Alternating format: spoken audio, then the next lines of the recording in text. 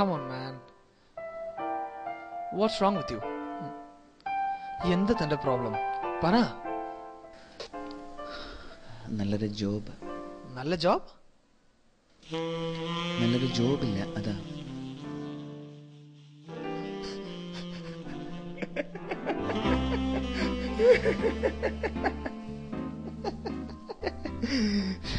താനെന്താ പറഞ്ഞ? നല്ല ജോബ്സ് ഇവിടെ ഇല്ലെന്നോ?